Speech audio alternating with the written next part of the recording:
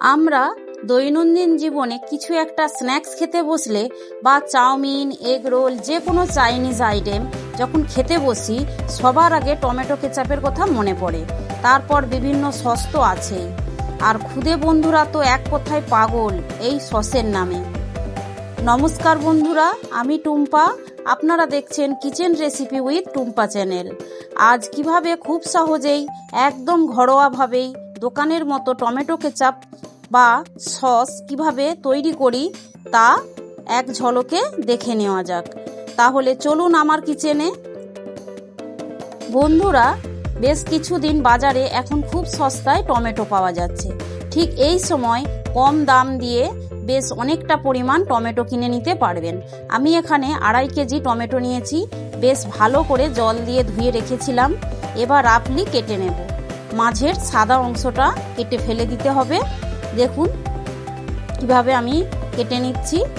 আর খুব বেশি পাকা না হয় সেটাও দেখবেন। আর পচা বা খারাপ হয়ে যাওয়া টমেটো সেগুলো একেবারেই নেবেন না, যেহেতু এটা দীর্ঘদিনের জন্য সংরক্ষণ হবে। তো এইভাবে আমি সমস্ত কেটে নিয়েছি। দেখুন পরিমাণটা আমার কতটা হয়েছে। এবার এর সাথে কিছু আমি ড্রাই উপকরণ মেশাবো। নিয়েছি এখানে 1 চামচ জিরে, কিছুটা জয়িত্রী, একটা স্টার আনিস, একটু দারচিনি, 4-5টি এলাচ, লবঙ্গ ও গোলমরিচ, আর সাথে 2-3টে রাফলি কেটে নিয়েছি পেঁয়াজ, আদার টুকরো একটু, আর 5-6টি রসুনের কোয়া। তো ওভেনে আমি কড়াতে সমস্ত টমেটোগুলো দিয়ে দিয়েছি। দিয়ে দিলাম পেঁয়াজগুলো, আর রসুন আদাটাও এখানে দিয়ে দিলাম।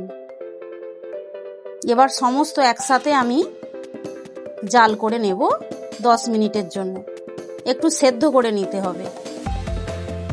এর সাথে আমি একটা বিটরুট কেটে রেখেছিলাম, তো সুন্দর কালারের জন্য সেটাও আমি এখানে যোগ করলাম।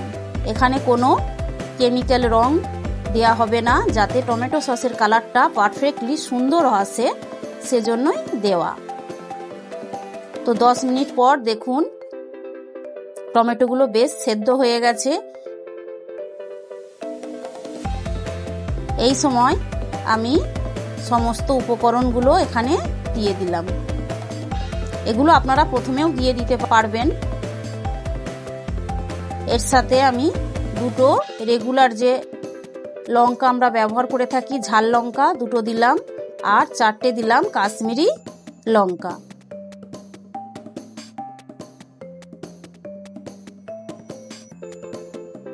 সবকিছু একসঙ্গে মিক্স করে আবারও কিছুক্ষণ সেদ্ধ হতে দেব, যাতে এর রসটা সমস্ত টেনে যায়।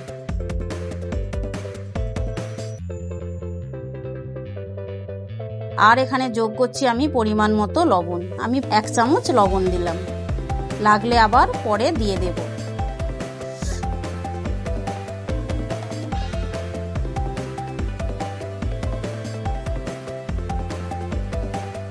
আবারও খানিকক্ষণ আমি সেদ্ধ করে নেব।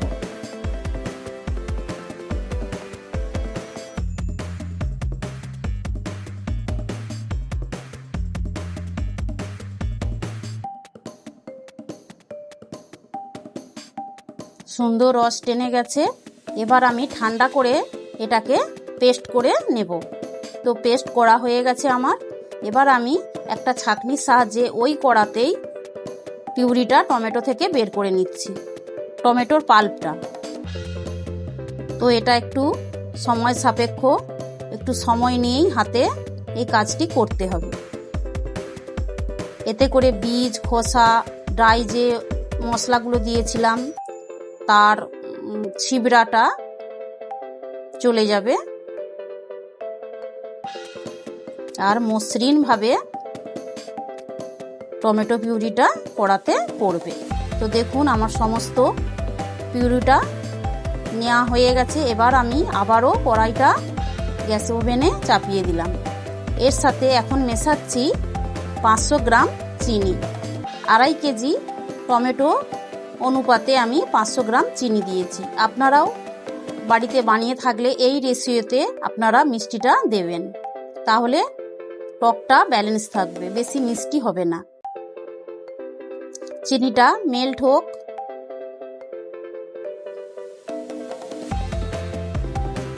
দেখুন কি দারুণ একটা কালার এসেছে এই বিটরুট দেওয়ার কারণে, আর চিনিটাও দিতে একটা দারুণ গ্লেজ এসেছে।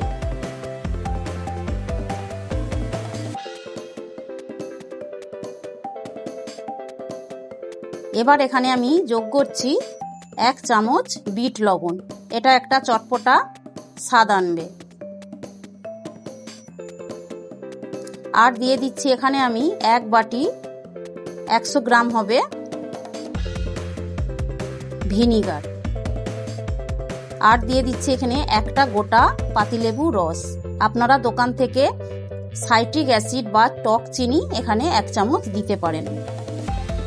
আর আমি খাবার সোডা দিয়েছি অল্প, এতে করে একটা সুন্দর দোকানের মতো টেস্ট আসবে, আর সংরক্ষণটাও খুব ভালোভাবে হবে।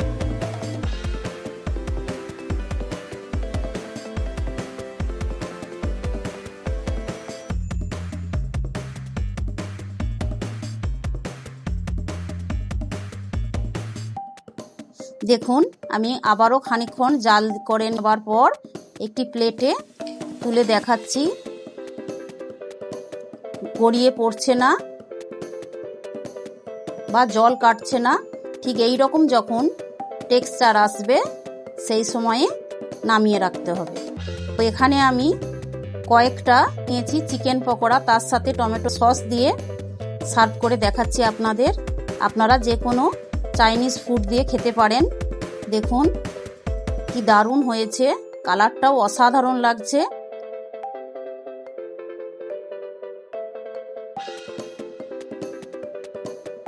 তো আপনারাও বাড়িতে এইভাবে বানিয়ে সবাইকে তাক লাগিয়ে দিন আর নিজেরাও উপভোগ করুন। দোকান থেকে একেবারেই কেনার দরকার নেই।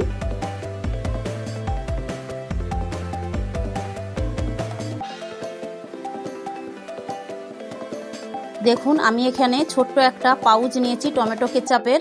এটা যদি মিশিয়ে দেওয়া যায় তাহলে ফ্রিজের বাইরেও আপনারা রেখে 3-4 মাস খেতে পারবেন।